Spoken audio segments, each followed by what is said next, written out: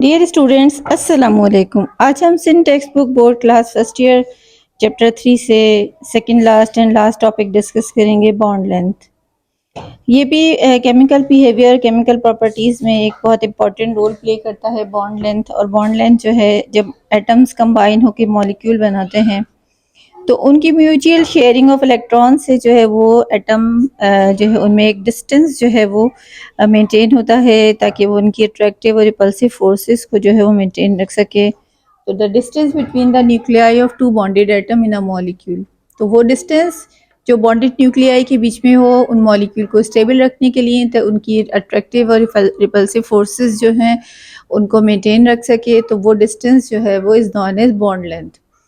अब bond length जो है वो बहुत ज़्यादा स्मॉल, बहुत छोटी सी वैल्यू है और बहुत ज़्यादा सेंसिटिव है इसको कैलकुलेट करना, चूँकि मॉलिक्यूल जो हैं वो ऑलवेज मोशन में होते हैं और उनमें वाइब्रेशनल मोशन होते हैं ड्यू टू काइनेटिक एनर्जी। क्योंकि मॉलिक्यूल जो होते हैं वो कभी भी रेस्ट में या स्टेशनरी फेस में नहीं होते, वो due to kinetic energy vibrational motion में मूव करते हैं। तो बिल्कुल प्रिसाइज बॉन्ड लेंथ जो है हम फाइंड करना बहुत मुश्किल है, तो फिर भी हम एक्सपेरिमेंटली जो है उसकी कुछ एवरेज वैल्यू फाइंड कर लेते हैं। और एक्सपेरिमेंटली जो हम उसकी वैल्यू फाइंड करते हैं वो हमारे पास एक टेक्निक है, एक्सरे डायफ्रैक्शन टेक्निक। तो एक्सरे डायफ्रैक्शन टेक्निक से जो है हम बॉन्ड लेंथ जो है वो बॉन्डेड एटम की फाइंड करते हैं। और इसके लिए हम यूनिट यूज़ करते हैं ए नॉट एंगस्ट्रॉम। एंगस्ट्रॉम जो है उसकी इसे कैपिटल ए और ये नॉट से हम इसे रिप्रेजेंट करते हैं एंगस्ट्रॉम, और इसकी एग्जैक्ट वैल्यू होती है 10⁻⁻10 मीटर। अब देखिए, जो बॉन्ड लेंथ है वो डिपेंड करती है उसके करेक्टरिस्टिक जो है वो, या जो उसकी डिपेंडेंस है वो बॉन्ड ऑर्डर पर ही। यानी कि अगर सिमिलर एटम में greater the number of bonds, यानी कि बॉन्ड की क्वांटिटी जो है वो इंक्रीज होती जाती है बिटवीन द टू एटम, तो शॉर्टर द बॉन्ड लेंथ। अब देखिए, जैसे यहाँ पे एक मैंने कंपैरिजन ड्रॉ किया है कि कार्बन कार्बन अगर सिंगल बॉन्ड हो तो उसकी बॉन्ड की लेंथ होती है 1.54 एंगस्ट्रॉम और उसकी बॉन्ड एनर्जी होगी 348। और वही बॉन्ड अगर कार्बन कार्बन डबल बॉन्ड हो तो उसकी बॉन्ड देखिए टाइटली पैक हो गए, क्लोज हो गए, थोड़ा सा ये नीचे जो इसमें सिग्मा बॉन्ड बना है और एक ये पाई बॉन्ड बना, तो इसकी बॉन्ड जो है ये क्लोज और ज़्यादा आ जाएंगे। तो इसकी बॉन्ड की जो लेंथ है वो देखिए रिड्यूस हो जाएगी 1.5 से 1.34, और बॉन्ड की जो एनर्जी है वो भी ऑलमोस्ट जो है वो बिल्कुल एग्जैक्ट डबल नहीं हुई है, थोड़ी यानी डबल के रेंज में है। उसका रीज़न मैंने लास्ट वीडियो में एक्सप्लेन किया था कि ये एक बॉन्ड जो है वो सिग्मा होता है, हेड टू हेड ओवरलैपिंग, और एक पाई होता है, तो इन दोनों की एनर्जीज में डिफरेंस होता है, इसलिए यहाँ पर ये वेरिएशन। अच्छा, यहाँ जो हम कंपेयर कर रहे हैं वो है बॉन्ड ऑर्डर, यानी कि कैरेक्टरिस्टिक ऑफ बॉन्ड। तो सिंगल बॉन्ड है तो उसकी बॉन्ड लेंथ 1.5 है, वही कार्बन कार्बन डबल बॉन्ड हो तो बॉन्ड लेंथ जो है 1.3 हो जाती है, 3.4। और वही carbon carbon bond triple bond है तो बॉन्ड की लेंथ जो है देखिए और ज़्यादा रिड्यूस हो गई है, 1.2, एनर्जी जो है उसी हिसाब से ज़्यादा हो गई है। इसी तरह से अगर हम फर्दर कंपैरिजन देखते हैं कि नाइट्रोजन नाइट्रोजन में अगर ट्रिपल बॉन्ड है, अब देखिए नाइट्रोजन नाइट्रोजन जो ट्रिपल बॉन्ड है अगर तो उसकी वैल्यू 1.1 होती है, तो देखिए यहाँ पर मतलब थियोरेटिकल कैलकुलेशन नहीं है कि कार्बन कार्बन ट्रिपल बॉन्ड है उसकी 1.2, तो किसी और एटम में भी अगर ट्रिपल बॉन्ड हो तो एनर्जी वही सेम होगी, तो वहाँ पे फिर एक और फैक्टर आ जाता है बॉन्ड पोलैरिटी।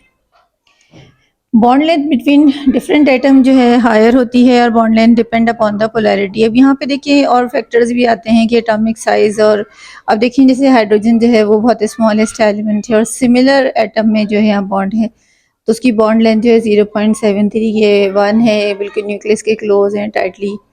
तो अब देखिए अगर वही सिंगल बॉन्ड जो है वो क्लोरीन क्लोरीन में बन रहा है तो देखिए उसकी, अब देखिए वही सिंगल बॉन्ड यहाँ कार्बन कार्बन में था तो 1.5 और हाइड्रोजन में है तो 0.73।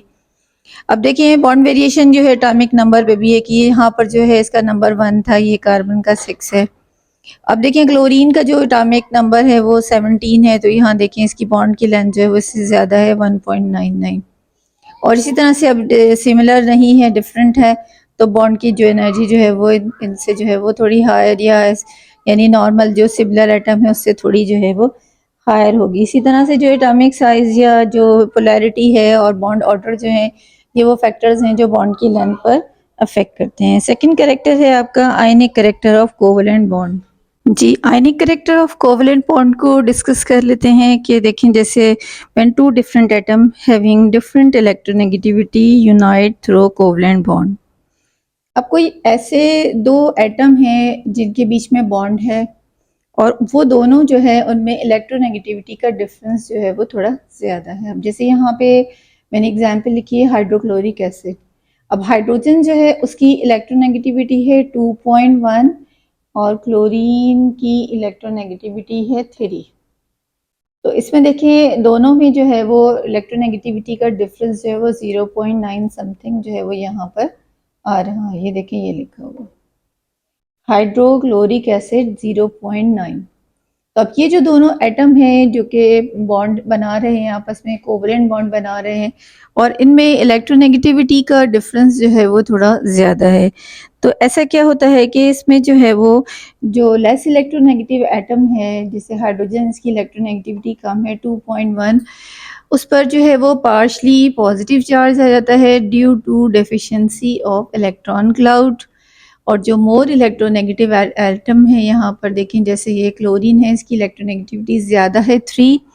तो इस पर जो है वो पार्शली नेगेटिव चार्ज जो है वो जो है डेवलप हो जाता है। More electronegative atom possess partially negative charge due to sufficient electron cloud. यानी हम ऐसा कह सकते हैं कि ये जो इलेक्ट्रॉन दोनों ने शेयर किया एक इलेक्ट्रॉन हाइड्रोजन का है और सेकंड इलेक्ट्रॉन जो है वो क्लोरीन। अब इन दोनों ने जो इलेक्ट्रॉन यहाँ पर शेयर किया हुआ है उन दोनों की जो शेयरिंग है वो अनइक्वल शेयरिंग है यानी कि hydrogen more less electronegative element है और क्लोरीन मोर इलेक्ट्रोनेगेटिव। देखिए मैंने यहाँ भी इसकी वैल्यू मेंशन की है 2.1 एंड 3। तो ये जो इन दोनों में शेयरिंग है वो अनइक्वल होने की वजह से ये जो वीक है वो उसका जो इलेक्ट्रॉन है वो टुवर्ड्स क्लोरीन जो है थोड़ा खिंच जाएगा। इसकी डायरेक्ट यानी स्ट्रेंथ जो है वो क्लोरीन की साइड पे ज़्यादा हो जाएगी। तो यहाँ इलेक्ट्रॉन क्लाउड कम होने की वजह से इस पर पार्शली पॉजिटिव चार्ज और यहाँ इलेक्ट्रॉन क्लाउड ज़्यादा होने की वजह से इस पर पार्शली नेगेटिव चार्ज आ जाएगा और ये इन पर जो है वो कुछ यानी कि पोलर करेक्टर जो है वो डेवलप हो जाएगा।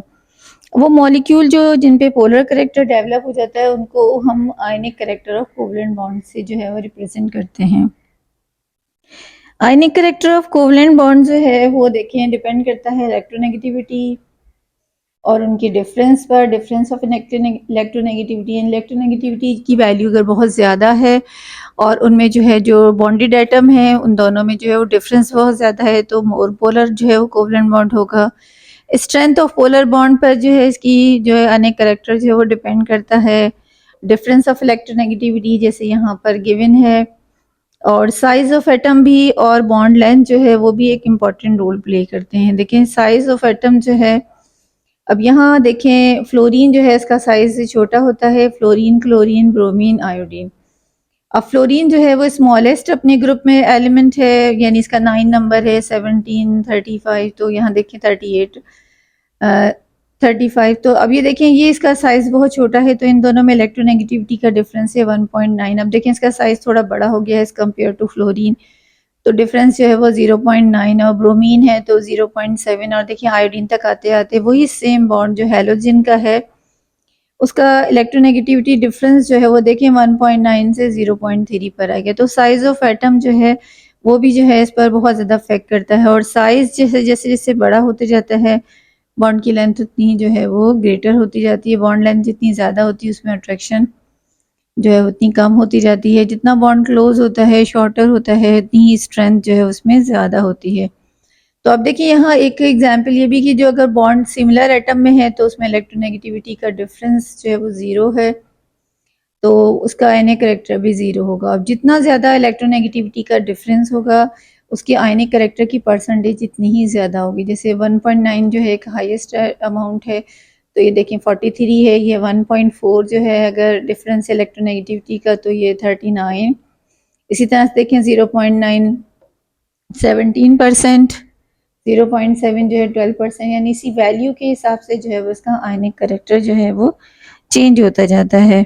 तो इस तरह से जो है बॉन्ड एनर्जी बॉन्ड लेंथ और बॉन्ड ऑर्डर जो होते हैं कि बहुत एक इम्पॉर्टेंट एसेंशियल पैरामीटर्स होते हैं जो स्ट्रेंथ ऑफ कोवैलेंट बॉन्ड को जो है डिपेंड करते हैं जिसमें आयनिक करेक्टर ऑफ कोवैलेंट बॉन्ड जो है उसकी यानी फिज़िकल और केमिकल प्रॉपर्टीज़ पर बहुत ज़्यादा अफेक्ट होता है। नेक्स्ट अभी फर्दर टॉपिक में हम जो है वो effect of bonding on physical and chemical properties भी डिस्कस करेंगे।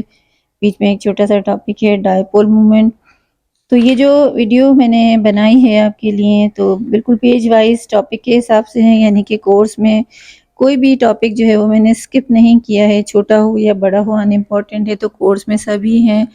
और इस तरह से एग्ज़ाम में ऑब्जेक्टिव और एमडीकेट वगैरह में कोई भी टॉपिक से रिलेटेड जो है क्वेश्चंस आ सकते हैं। तो इसमें हम किसी भी टॉपिक को जो है वो छोटा या अनइम्पॉर्टेंट नहीं समझते। ठीक है, डायपोल मोमेंट डिस्कस करते हैं।